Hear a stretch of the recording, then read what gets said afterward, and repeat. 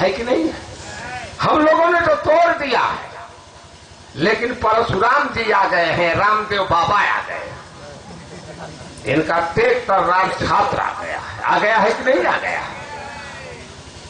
धनुष तो टूट चुकी है, तो परशुराम जी का भी देख लिया जाए। तो अब परशुराम जी को भी आत्मसमर्पण करना, रामदेव बाबा को भी आत्मसमर्पण करना पड़ेगा।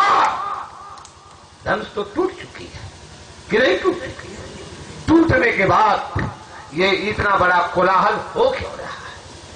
ये नहीं होना चाहिए। बात ये है, तो इस बात को आप समझिए।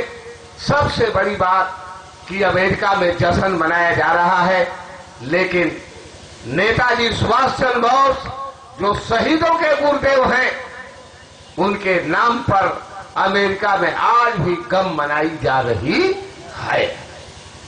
परहेज, तो ये तो साफ बात है कि ये दलाल हैं और भारत का एक खून पियाएंगे।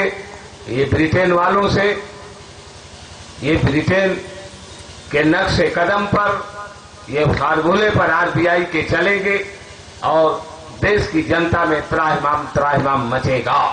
तो सुन लीजिए, जब तक दिल्ली के लाल किले पर आजाद हिंद सरकार का झंडा नहीं फहरेगा, वो खालसा नहीं आएगा।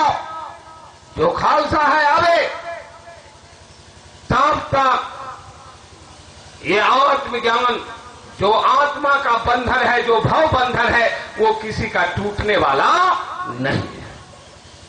एक ये रास्ता है और यह धनुष यज्ञ है।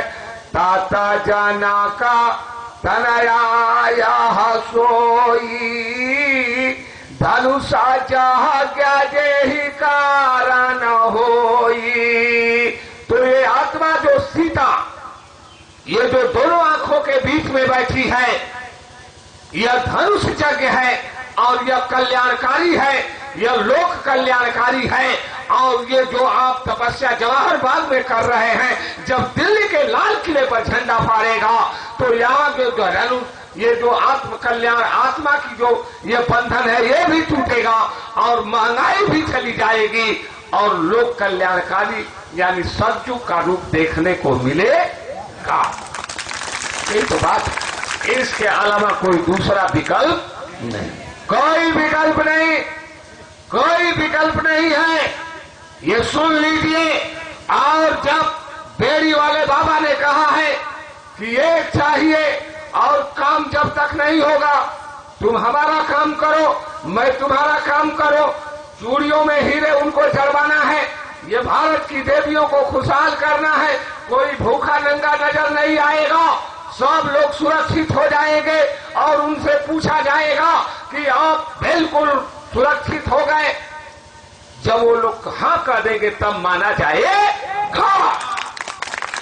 ये काम जब तक दिल्ली के लाल किले पर आजाद हिंद सरकार का झंडा नहीं फहरेगा और ये ब्रिटेन को खदेड़ा नहीं जाएगा, तब तक होने वाला नहीं है। और ये जो है, ये धनुष यज्ञ जो रखी गई है, इसमें धनुष टूटेगी और इसके लिए ये रंगा भूमि, जब वो धनुष टूटेगी तो क्या होगा?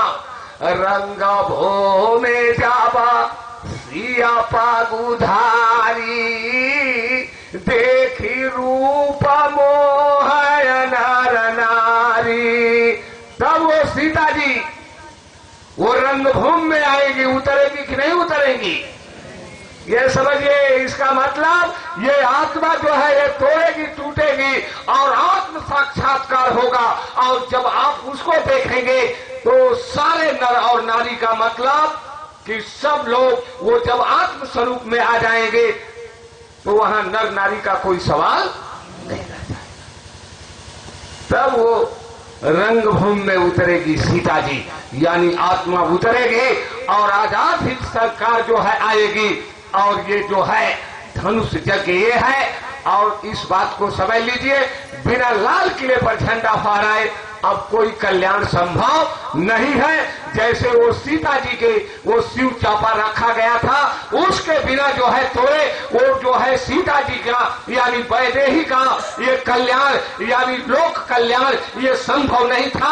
आज उसी तरह से ये जो धनुष रखी गई है और ये जो बेड़ी वाले बाबा ने ऐलान किया है और ये नेताजी सुभाष चंद्र बोस ने जो रखा है कि दिल्ली के लाल किला पर जब तक झंडा नहीं भरेगा तब तक कोई माई का लाल चाहे कोई भी इस व्यवस्था पर बैठा दिया जाए। ये बेड़ी वाले बाबा ने कहा है राम को बैठा दिया जाए, कृष्ण को बैठा दिया जाए, हजरत मोहम्मद को बैठा दिया जाए। इस बेड़ी वाले बाबा की आवाज है, कुछ नहीं होने वाला।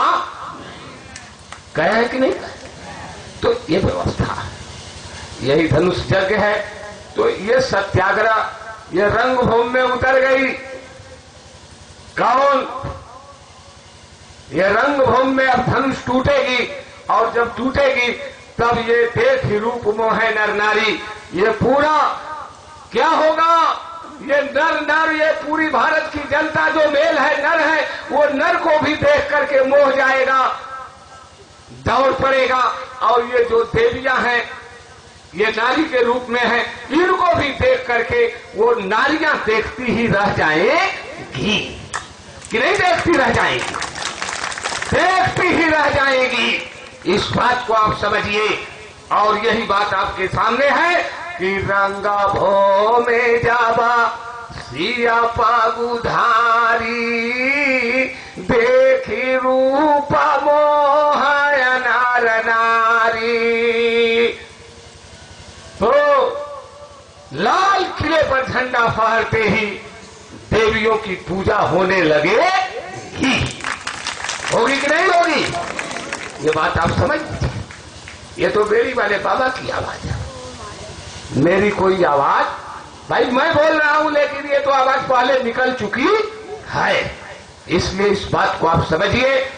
और ये जो इस यज्ञ की, इस महायज्ञ की, इस महाभारत की ये जो रचना आज से जो है ये 70 साल पहले ये शहीदों के गुरुदेव ने किया है। और उन्होंने कहा कि मैं आऊंगा, मैं आऊंगा, वेट फॉर अस, सिग्नल दूंगा, मैं आऊंगा।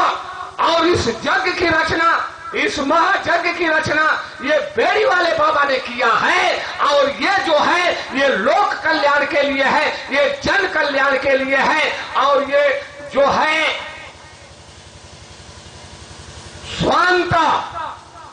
स्वांता सुखाय, ये अंतरात्मा के जो है ये सुख के अंतःकरण के लिए है, आत्मा के मुक्ति के लिए है और परमात्मा तक जाने की है और प्रकाश में आने की है अंधकार से। और ये जो चाहे यहाँ की गुलामी की बेड़ी हो और चाहे निरंजन की हो, चाहे काल की बेड़ियां हो, कोई भी बंधन रहने वाला, इसकी रचना ये गुरु ने किया।